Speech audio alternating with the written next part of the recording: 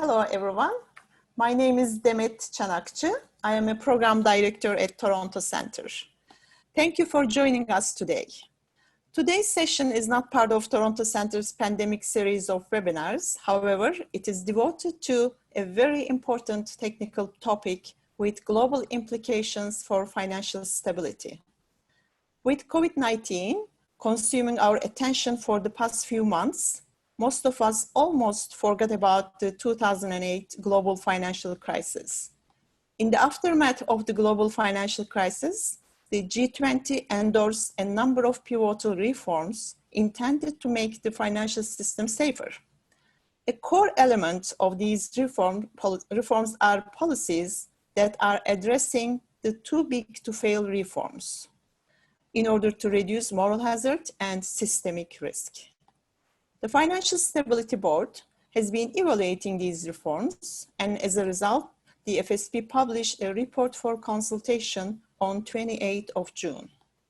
Today, we are delighted to host Claudia Buch to talk about the main findings of the working group and issues to be addressed in the consultation report. You have received her bio, so I will just very briefly introduce her. Claudia is Vice President of Deutsche Bundesbank and the Chair of the Evaluation of Too Big to Fail Reforms Working Group. She also has a distinguished academic career. Before I pass this over to Claudia, I want to thank our funders: Global Affairs Canada, the Swedish SIDA, International Monetary Fund, Jersey Overseas Aid and Comic Relief, and USAID, without whom we couldn't achieve our global mission.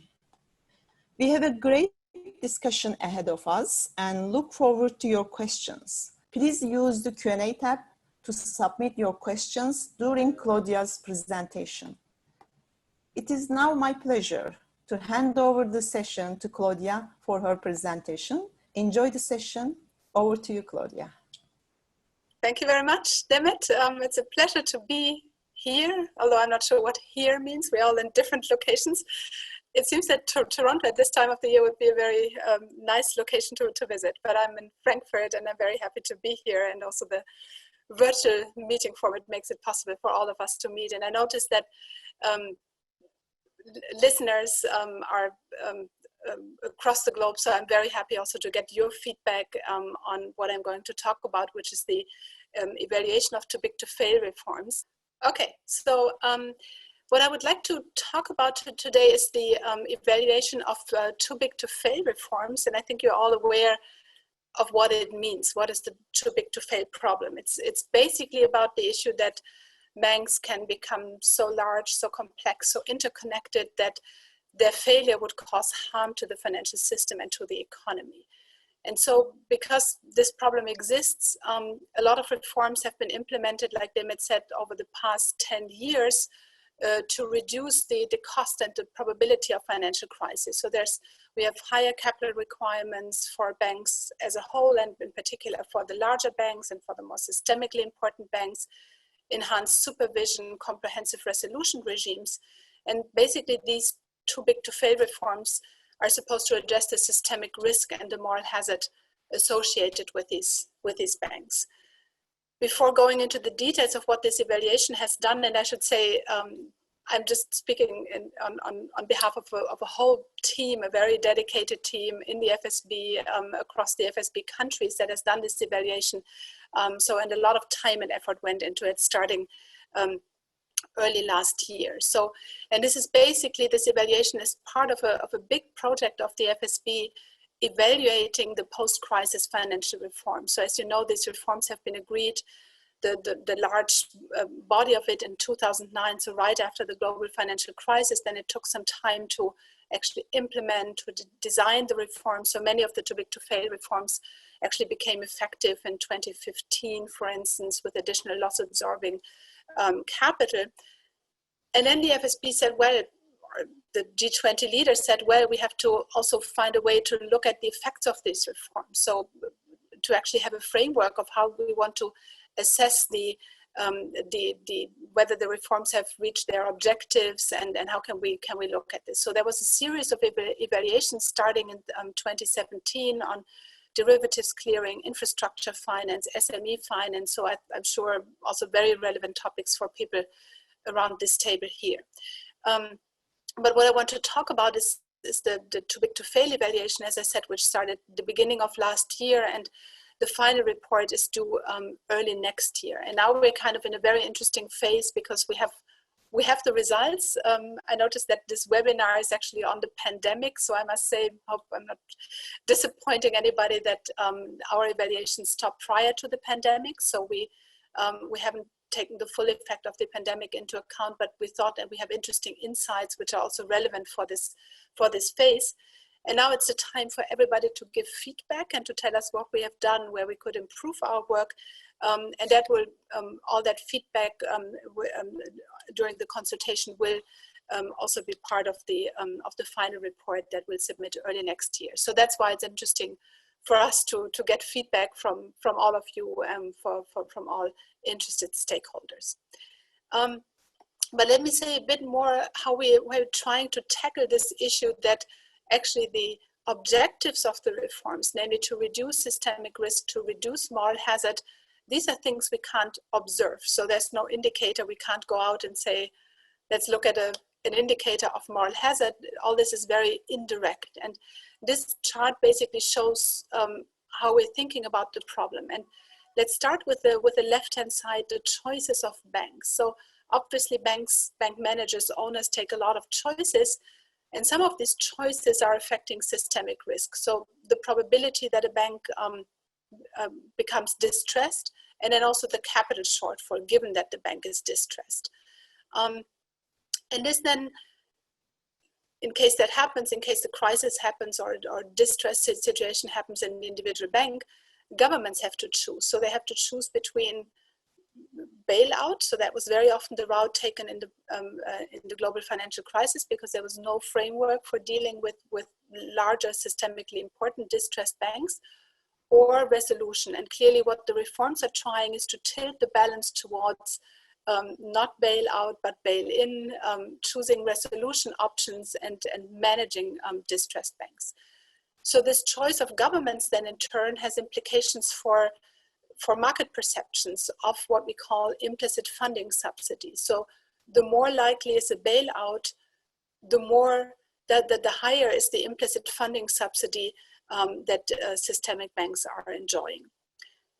And then this is a mechanism that would be relevant at the national level and in basically all countries. But then the question is, of course, what are the effects on other countries, other markets? And that's a perspective that the FSB is taking. So what are the cross-border implications of all this? And this basically tells you how we've been looking at the too big to fail problem, how we've tried to assess the impact of the reforms, namely to see whether we do see changes in what banks are doing, whether we do see changes in the risk of the financial system, whether governments now have more tools to deal with distressed banks, and whether this is actually leading to changes in market perceptions.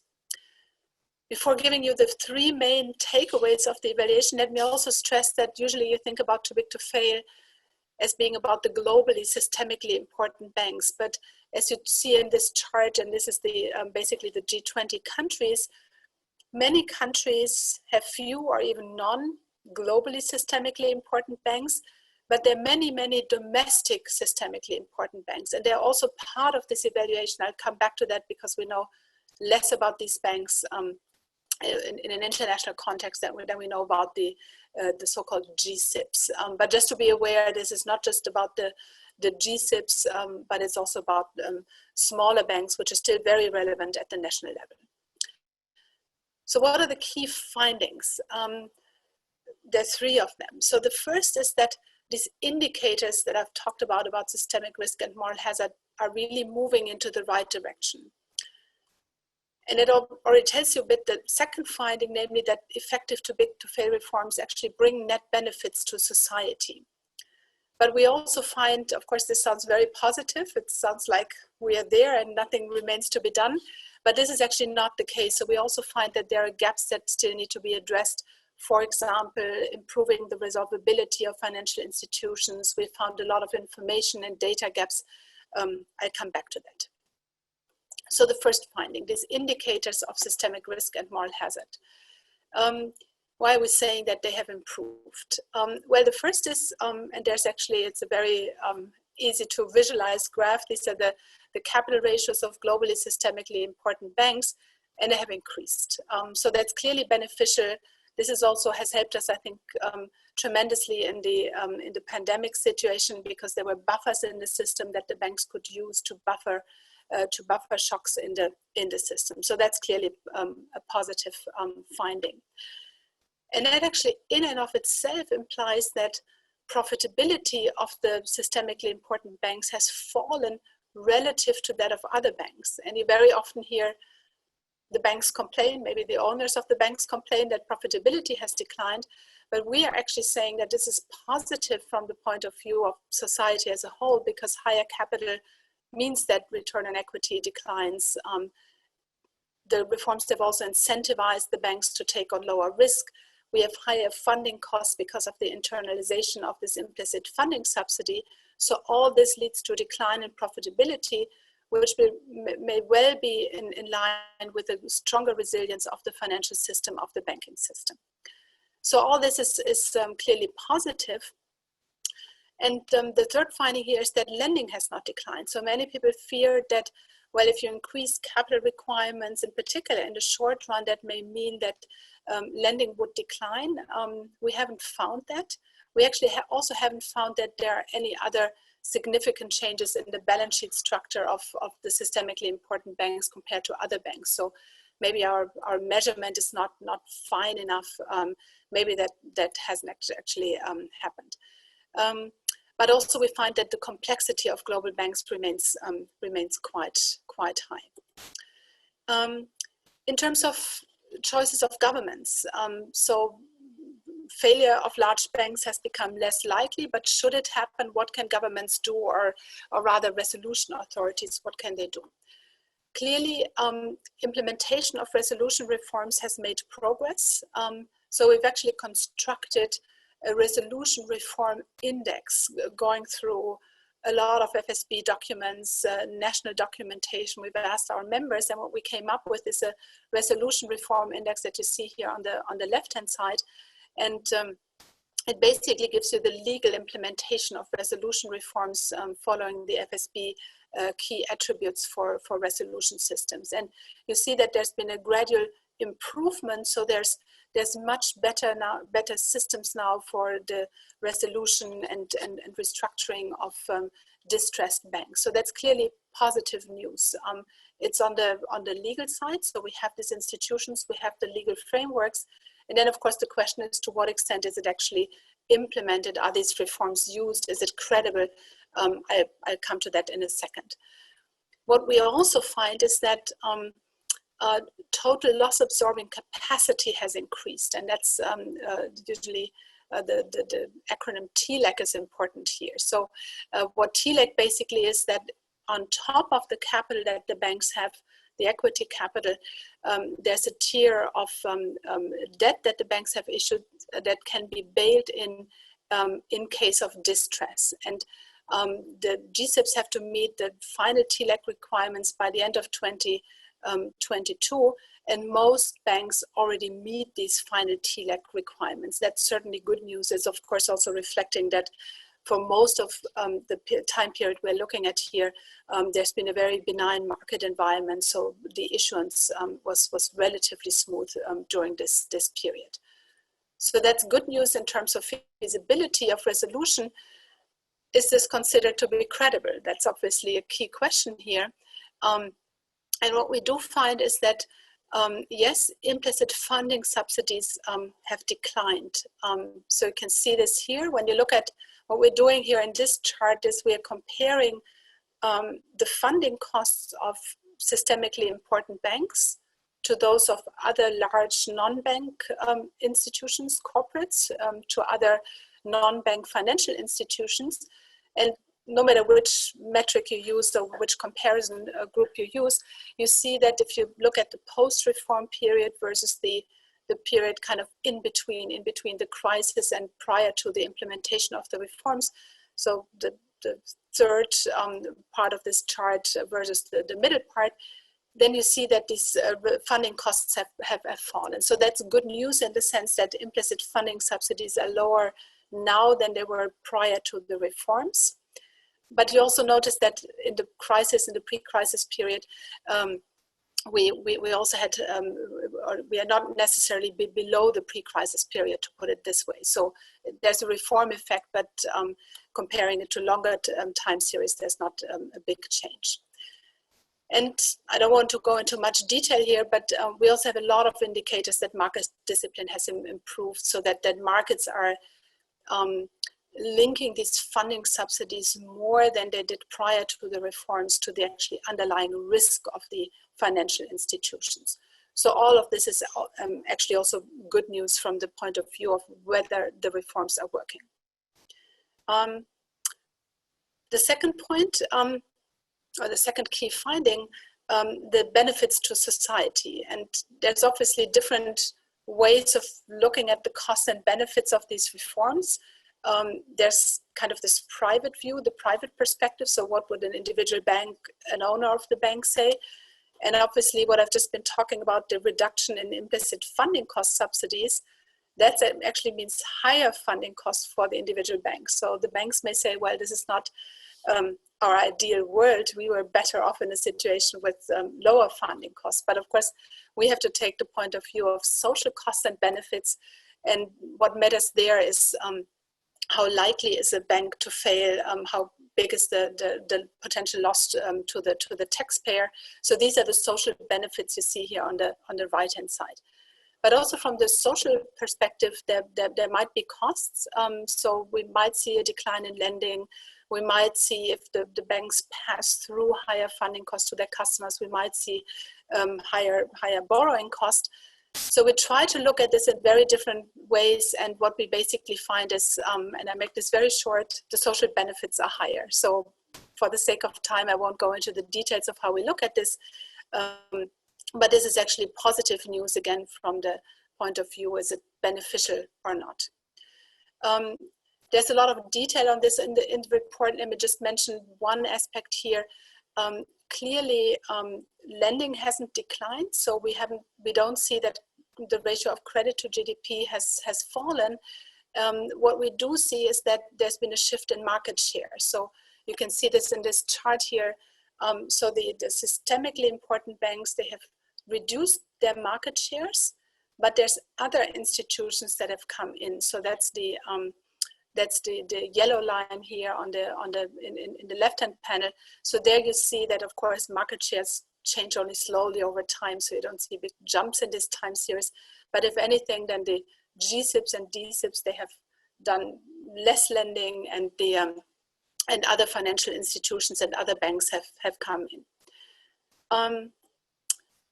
So does it mean, as I said before, that we are there, that there's nothing that needs to be done, and that we can just lay back and enjoy the benefits of the reforms? Well, that's not quite the message of this report. So there are actually three main gaps that we think still need to be addressed. So one is that there are still, even given what I've said about the improvement in resolution reforms, there's still obstacles to resolution that can be reduced further. So we have seen, even in the period under investigation, that there's been some state support for failing banks. Resolution of central counterparties, also a key part of the FSB reform agenda, is still work in progress. And there's lots of, let me for now say, details in terms of resolvability that we still need to work on, and the FSB does do a lot of work. Information can be improved. So just to give one example, I've told you that we have more TLACs, so more bail-in capital in the banks now. We found it somewhat difficult to find out who are the holders of this TLAC debt issuance. So, and that's of course important for the resolution authorities to decide whether or not they want to use the bail-in option, and in order to understand what are the implications for the markets. And we think that actually all stakeholders would benefit from closing such information gaps. And then monitoring can be enhanced. So we know that with every regulation, there's effects on other market participants. So risks have shifted from banks to banks to non-bank financials. Of course, we need to monitor this. We found it relatively difficult to get consistent information on these DSIBs, the domestically systemically important banks across countries. So there's also work that needs to continue here. I'm sure people around this virtual table may have more ideas, have comments on the report, and you may also have comments on whether we actually draw the right inferences about what we've observed here. And there's opportunity to give feedback to the FSB. You see the email address at the bottom of this page until the end of September. So I hope that people have many other plans for the summer, but I hope that some find also time to look into this and give feedback on the evaluation. And let me stop here and try to close the screen, and I look forward to this discussion. Thank you very much. Thank you very much, Claudia. That was very brief and excellent presentation. Thank you so much. So we have some questions that I would like to pose. And so first, I would like to start the pre-submitted question because we received it a couple of days ago. It's from our participant from Botswana. For a small economy like Botswana, where all the operating banks are subsidiaries of international banks, is the principle of too big to fail appropriate? And it continues, in principle, isn't it important that supervisory authority should manage the exit of any bank regardless of the size, its size? Thank you. That's a great question, and it made me wonder, or it made me think that I actually know very little about Botswana, not only about the banking system, but also about the country. So my apologies if I can't say anything specific about the country, but I think the question that you raise is really, it's very representative for a lot of countries where that may have a relatively small domestic banking system where there's activity of some internationally active banks.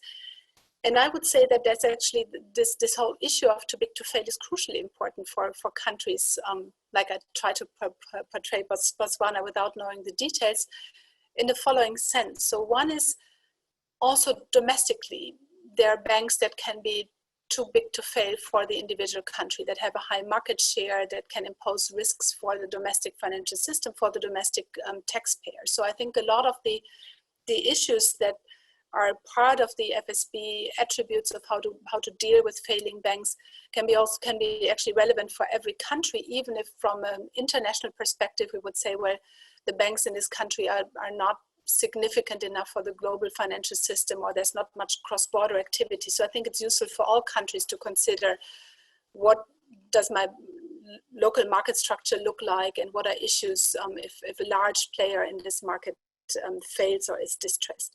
So that's one part of the answer. The second part of the answer is that I think precisely because smaller emerging markets, countries that are less maybe at the focus of the FSB, precisely because there's global banks being active in these markets, it's very important that we have good resilience standards for the globally active banks, because it might be very, I mean, if the activity of an affiliate of a global systemically important bank in a smaller country may not be very important from the point of view of that large bank, but it might be very important from the point of view of that country. So that country wants to make sure that there's an international coordination, that the global banks that are active in emerging markets, that they're sufficiently resilient, that there's a mechanism for dealing with the failure of these banks. And we've actually seen many initiatives. There was, for instance, in the global financial crisis, there was the Vienna initiative in Europe,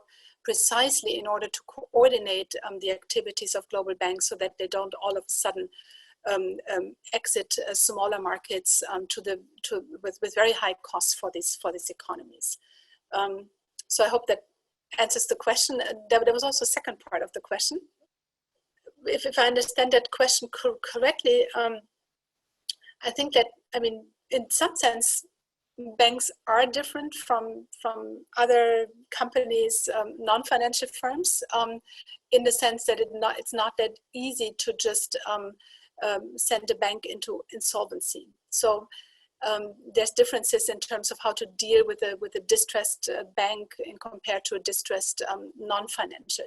But at the same time, there needs to be a mechanism for exit, like in any other market. And so the problem is that for smaller banks, it's sometimes easier to kind of merge them with other institutions. We've actually seen, I can just speak about my own country because that's what I know best. We've seen that many very small banks have left the market. They've merged with other banks. So I think for the smaller banks that are less systemically relevant, we do have mechanisms of dealing with these banks, and sometimes they're very institution specific. But I think it's also important to consider what's happening with the larger banks and how to organize exit or the restructuring of larger banks that have lost business models. So in that sense, I think it's important that we have normal market mechanisms functioning also for banks, but how exactly this operates differs between smaller and larger banks. Let me stop here. Thank you very much, Claudia. So we have a lot of questions coming up. So there's one general question again. I would like to start with that. What is your opinion on over-regulation or the timing of implementation of regulations or policies and their impact on systemically important banks? Well, first of all, I think partly I've answered that question in saying that we are now being globally in a very distressed situation, but not really first and foremost for the financial sector, but for the real economy. We're really seeing the benefit of having implemented the post-crisis reforms. So I think it's really important that we've done these reforms, that we have more, that we have a higher resilience in the financial system. So I think it's really important going forward to maintain that momentum and not to roll back reforms. So I think that's the first part of the answer. At the same time, of course, we need to be aware that whenever you increase capital requirements, there's the risk of deleveraging, because of course the banks need time to comply with the new rules. So that's why I think the regulators have been very careful to give sufficient lead time to have a time period until full implementation is required. So we always have to balance these longer term benefits versus the potentially short term costs. But what we find here is that the long-term benefits are clearly there, and we also don't really find much evidence about these short-term costs and short-term credit losses in credit, for example. Thank you, Claudia. You mentioned in your presentation about this assessment being pre-COVID-19. So there are some related questions to that. For example, very interesting report and excellent presentation. Many thanks. You mentioned the timing of the report pre-pandemic. Will your group try to take account of pandemic-related developments that could affect the too big to fail question? Mm-hmm. Also, there's a related question to that saying if too big to fail reforms successfully helped authorities in preventing the bigger financial crisis due to, COVID-19. Mm-hmm. Yeah, excellent question. So far, in terms of the analytical work, we haven't taken the COVID period into account, simply because, we would be also running after the fact a little bit. And it's hard to kind of do the analytical work real time. So all of our analysis basically stops February, but that was actually according to plan. So that was there's a process in the FSB, and depending on when is the deadline for the final report. So we didn't change anything actually in our evaluation schedule, but we basically finished everything in February. So the two key lessons that we take from this evaluation for the crisis period are twofold. One I mentioned, namely the better resilience that we have in the system, so the banks are better able to buffer the shock. And the second takeaway from the evaluation is that nobody knows what's going to happen. We have an extreme degree of uncertainty. Nobody knows how the real economy will evolve and how effective all the measures that have been taken to protect the real economy will be. But should there be cases where authorities have to deal with distressed banks, they now have much more options of doing so. And we felt that this was also an important message to send, but the report doesn't take any stand here. So the report obviously can't say anything about optimal policies in certain circumstances in a particular country. So we're just saying there's higher resilience, there's more options now for the authorities, and that's basically what the report can say. We do think though that coming back to work in the fall and updating the studies there's some issues, maybe the implicit funding subsidies, that could be something where we do some updates prior to issuing the final report, but that hasn't been decided yet. Okay, thank you, Claudia. Another question. Your group focused on GSIBs, risk-based capital ratios, but did you also look at their leverage ratios? Hasn't the progress in reducing leverage being slower for the big banks versus other banks? Excellent question, and there was a small line in one of my slides where basically with that information, yeah, in terms of the levels of capital. So I talked about the changes in terms of the levels of capital. We do see that there's differences in the leverage of GSIBs relative to other banks. Of course, there's many potential explanations for that. It may well reflect the risk of these banks that it's lower. So that's something that we still do see differences in the levels, but the trends are clear, and that's also basically that's part of the regulation that the systemically important banks have to have higher capital, and that the capital requirements have increased by more. I should say that we, in terms of, for many reasons, but mostly in terms of data, and also because many of the reforms that have been implemented largely in parallel. So there was a package of reforms, and we found it very difficult to get really very detailed information on how did the reforms impact individual banks at a specific point in time. So everything we are saying is really about the whole package of the reforms, rather than about what is the impact of an increase in the GSIB buffer, as it's called, versus a change in the leverage ratio. So in that sense, we can't really say anything about specific reforms. Also because some of the reforms I mentioned as intensified supervision are very qualitative, so it's hard to really measure intensified supervision. So we can say something about pre-post reforms, are the GSIBs different from, and also the DSIBs different from other banks, but then it's hard to really drill down any deeper. Thank you very much. The following question is, thank you, Claudia, nicely done. If in the final analysis, there appears to be a need to make policy changes to, for example, capital rules, how would that work? Won't the industry try to use the consultative paper for lobbying purposes? How would the FSB respond? I can speak for the FSB because that's a large body, and so it's a structure. Let's say, in your opinion. yeah, no, that's fine. No, I mean, so when we're saying that there are gaps that need to be closed, we are not really talking about redoing or rethinking the overall approach to regulation. So I think there's a very clear message that what has been done in terms of the overall package, capital requirements, supervision, resolution reforms, that's the right package. So there's nothing in the report saying, oh, this and that shouldn't have been done or should have been done differently. But at the same time, I mean, in particular, the resolution reform. So this is really changing the institutional infrastructure of how to deal with failing banks. So, and we have a relatively short time period where we are learning how the new system is working. So you should see these gaps in that sense. We are learning how the system is working, and we're also learning where there are gaps, but within the structure, the overall structure of the reforms that have been agreed upon. So I don't think the report can be read as saying we should relax regulation or we should do different regulations, but yeah, whatever. I mean, stakeholders may view it differently, but this is my expectation that it's clearly not saying that we should roll back the reforms or do things entirely differently. Thank you. So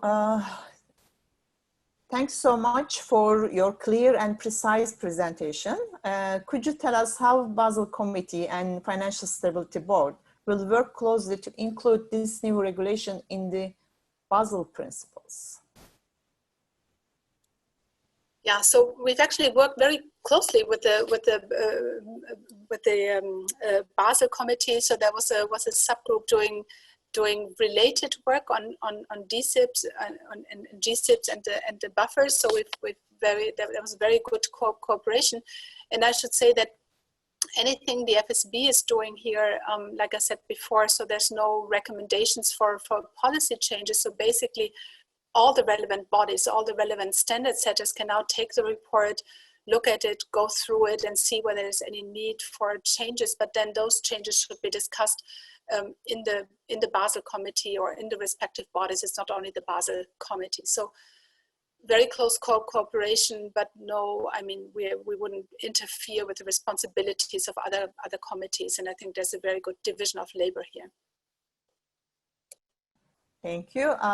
So there's another one. You make a very good point about supervision and the more qualitative aspects of financial sector oversight. Sorry if you already mentioned this, but has the report also looked at more intensive supervision, and could there be any recommendations in that regard? Yeah, no, I haven't mentioned it in detail, just a little bit in passing. So the short answer is no, in the following sense, that we did not have for specific countries or even for specific banks information on how supervision has changed. So you all know that there's new principles for intensified supervision, and there's also been a discussion. The FSB has worked with many other bodies on how to improve this, how to make this operational, but we didn't have any information. I think nobody has. So, but whoever knows may correct me if I'm wrong. I don't think there's really a good database. So I mean, I've not talked about the analytics a lot here, but what we need in order to really look at specific effects of reforms requires some quantification of the reforms, like we've tried to do with the Resolution Reform Index, and we don't have a similar database for improvements in supervision. And I think that would maybe also be stretching quantitative analytical work a little bit too much. But of course, there's a lot of other work ongoing, and we're citing this, and that qualitative work complements what we're doing here. But we are just looking at all this as a package, if you want. Thank you, Claudia. Two questions from the same participant, Fiona, so I'll just combine those. Considering that during the pandemic bailouts are still needed, is this contradict with the ultimate objective of too big to fail reforms? And also she's asking, do you consider this pandemic has revealed any weaknesses of too big to fail reforms that the report has not covered? It was pre-pandemic, but you know, what is your general view on that? Thank you. Yeah. So there were two questions. The first was about, we have seen, even in the past years, or let's say since the global financial crisis, we have seen cases where public money, taxpayers' money has been used also to bail out or partially bail out financial institutions. And this is often held against the overall, let me call it, philosophical approach of these resolution reforms that the FSB and many national authorities have followed. And I think that's, to some extent, it's not, well, I wouldn't say it's unfair, but it's really trying to measure where we are against the perfect benchmark. And what you have to take into consideration is that these reforms have taken time to be implemented. So the final decisions on, for instance, TLAC were taken in 2015. So this is not a long time when you think about structural changes in the financial system. So some of these cases that we have seen were very rather specific, idiosyncratic cases. There weren't actually too many of those cases after the implementation of the reform. So some already happened a bit earlier. So I would hesitate to say, oh, because we have seen these isolated idiosyncratic cases, this is telling us that the whole reforms are not working. So what I find more plausible is to say, well, let's try to see how the reforms have been impacting all the GSIBs, all the DSIBs as a going concern, because resolution reform, of course, is relevant once a bank is in distress, but is even more relevant when during the going concern in terms of setting the right incentives and making sure that banks don't engage in too much risk taking. And that's where we have much more evidence across a broader range of countries. And that's where we've actually seen effects of the reforms. And of course, we can try and learn from individual cases, see to what extent they're representative for the system as a whole. The second part of the question: does the pandemic reveal any fault lines? That's how I understood it. So do we learn through the pandemic that there's things that we are missing and that we should have done? I would hesitate to make such a statement, because we're still trying to understand the pandemic, the impact on the real economy. We're still trying to understand the effects of all the fiscal and monetary policy measures that have been taken in order to shield the real economy from the effects of the pandemic. So, and I actually also doubt that we can draw these lessons until early next year. So I think our plan is to finalize the report and then see whether there's anything that we still need to look into. Maybe that's for the next project.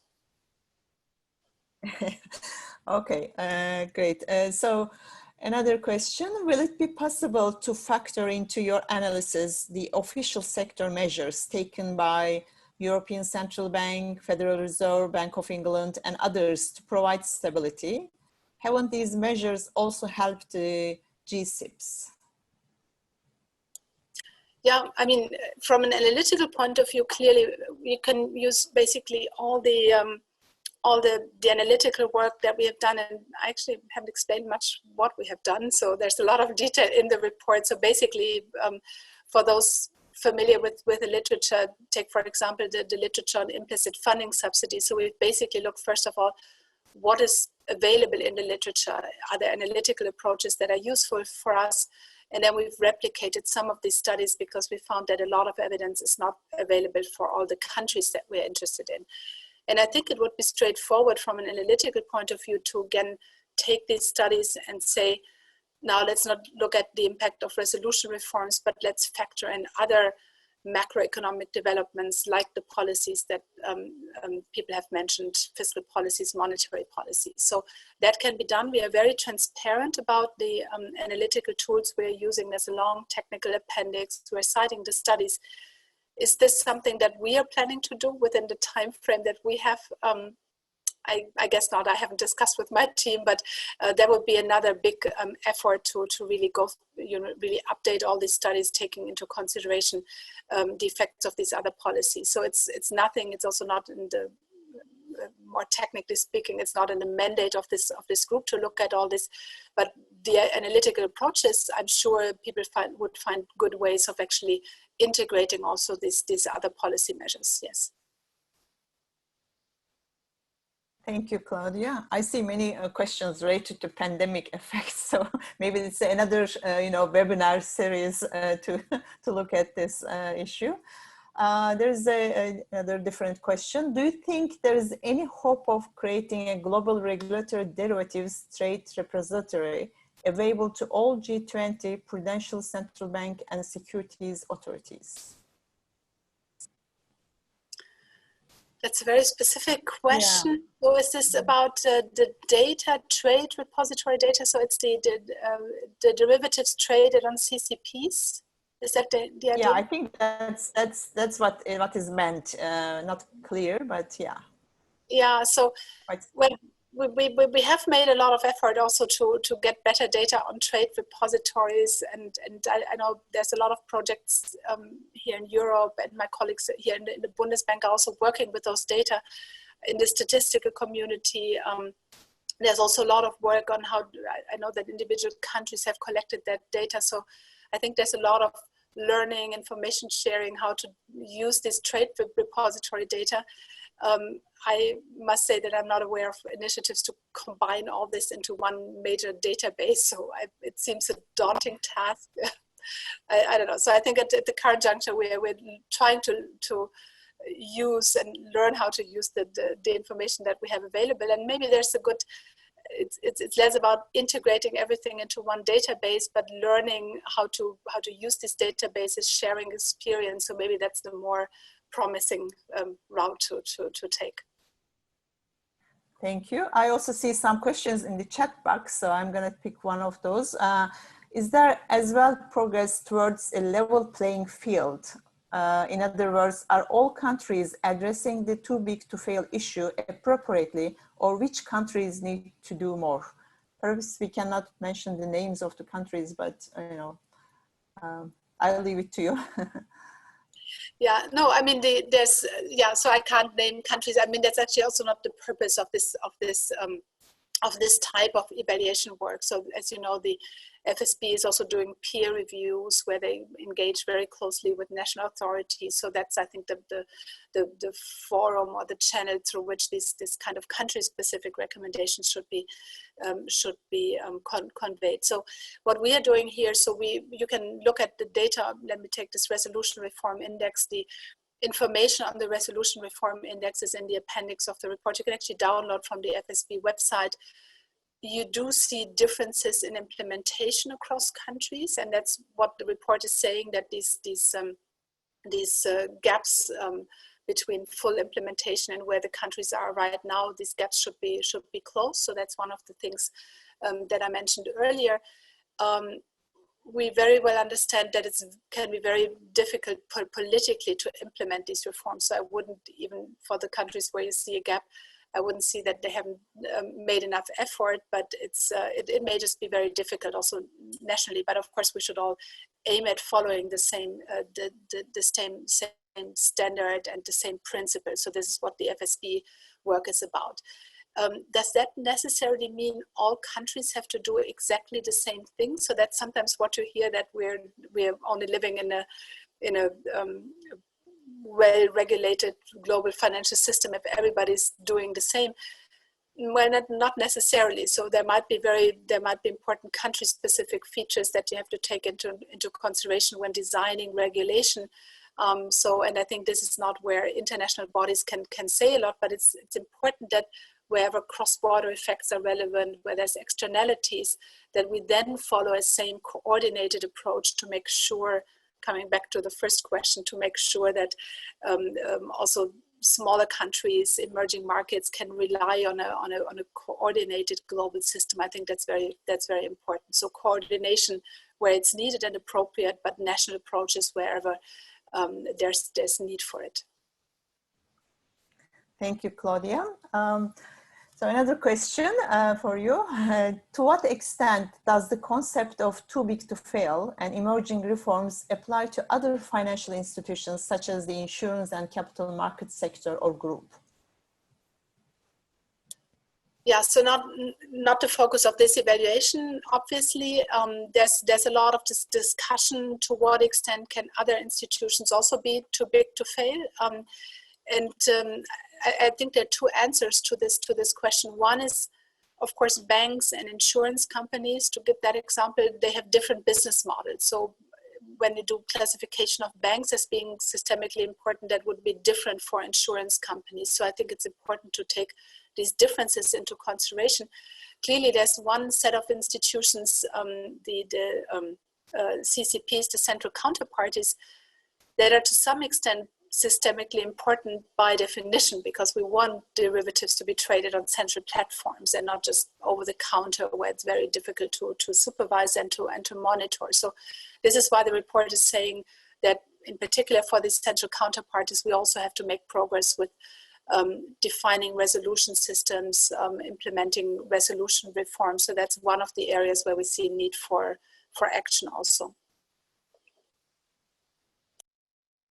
Okay, thank you very much. I have a kind of follow-up question. What is the next steps in terms of, what happens after September 30th when you receive all those, comments, feedback from your audience? Okay, well then first of all, we come back from the summer break. We are all relaxed and eager to do more work. So we will look at all these. So first of all, we have, maybe that's interesting, we also do a lot of outreach, like this type of event, but we also organize workshops with stakeholders. So we will have another workshop with stakeholders, also to get feedback from them, having discussions of the report. So that will be in early September.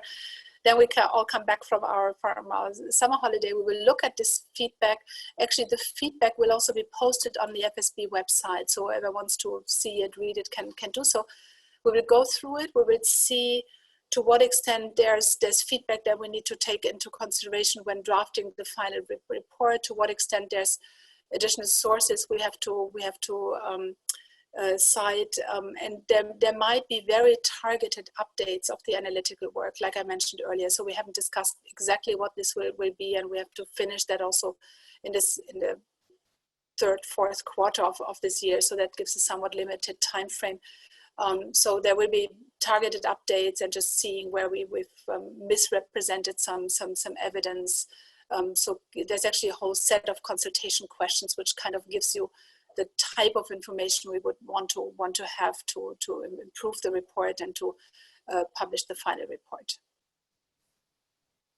Sounds like you have a lot of work to do in the coming months, or perhaps a year or so.